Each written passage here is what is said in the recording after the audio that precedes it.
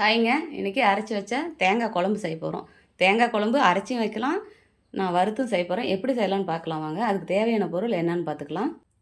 கொத்தமல்லி எடுத்துருக்கேன், ஜீரகம், மிளகு, பட்டை, கிராம்பு, சோம்பு கொஞ்சம் கொஞ்சம். இது கூட வரமிளகா 4, காஷ்மீரி மிளகா 2 சேர்த்துருக்கேன்.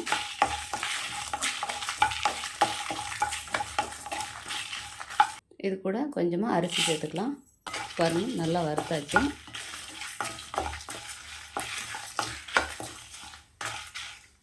இதை எடுத்து ஒரு பிளேட்டில் மாற்றிக்கலாம். எண்ணெய் சேர்த்துக்கலாம். தேங்காய் இந்த மாதிரி நான் சின்ன சின்ன பீஸாக கட் பண்ணி வச்சுருக்கிறேன். நல்லா இலங்காயாக கட் பண்ணி வச்சுருக்கேன் நான். முத்தக்காயில் பாருங்கள், நல்லா இலங்காயாக அரை இதில் இலங்காயாக கட் பண்ணி வச்சுருக்கிறேன். தேங்காயை சேர்த்துக்கலாம்.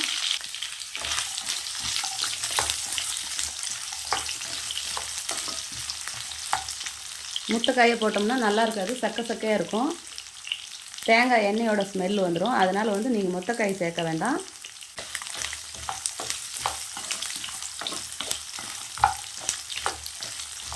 காய் அரை பக்குவத்தில் இருந்தால் தான் நல்லாயிருக்கும்.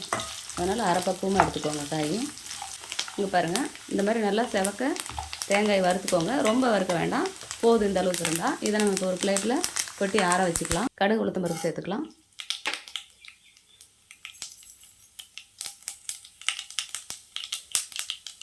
சின்ன வெங்காயம் சேர்த்துக்கலாம்.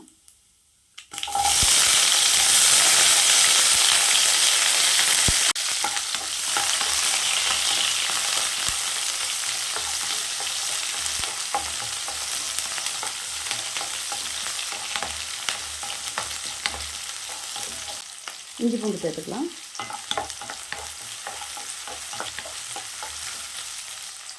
பாருங்கள், நான் ஒரு தேங்காய் வறுத்து வச்சுருக்கேன். இந்த அளவுக்கு வறுத்து வச்சுருக்கேன். பாருங்கள், சும்மா ஒரு அரை பீஸ் மட்டும் ஒரு சின்ன துண்டாக இந்த மாதிரி கட் பண்ணி வச்சுருக்கேன். இதை நம்ம அரைச்சிக்கிட்டு வந்துடலாம். தக்காளி ஒன்று சேர்த்துக்கலாம்.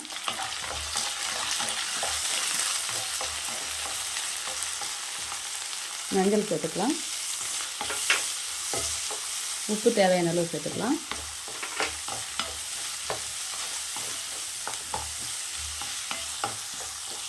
துளியோண்டு புளி சேர்த்துக்கலாம்.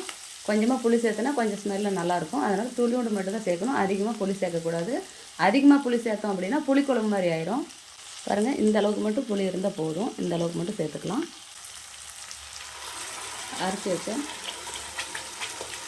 தேங்காய், மிளகா, கொத்தமல்லி எல்லாம் சேர்த்தோம் இல்லையா, அதெல்லாம் சேர்த்துக்கலாம்.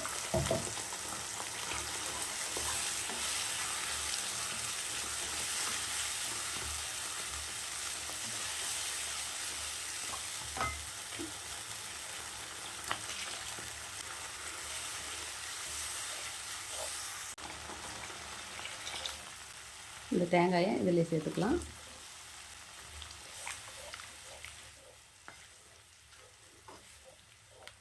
நல்லா வேகட்டும்.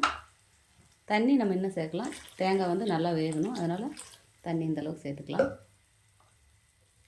உப்பு காரமெல்லாம் கரெக்டாக பார்த்துக்கோங்க. இந்த மாதிரி இருக்கும்போது உப்பு காரமெல்லாம் கரெக்டாக பார்த்துக்கணும். நம்ம குழம்பெல்லாம் வெந்ததுக்கப்புறம் உப்பு காரம் பார்த்தோம் அப்படின்னா மறுபடியும் நம்ம உப்பு சேர்த்துக்கிட்டோம் அப்படின்னா ரொம்ப உப்பு கறிக்கிற மாதிரி இருக்கும். அதனால தான் இப்பயே சேர்க்குறது.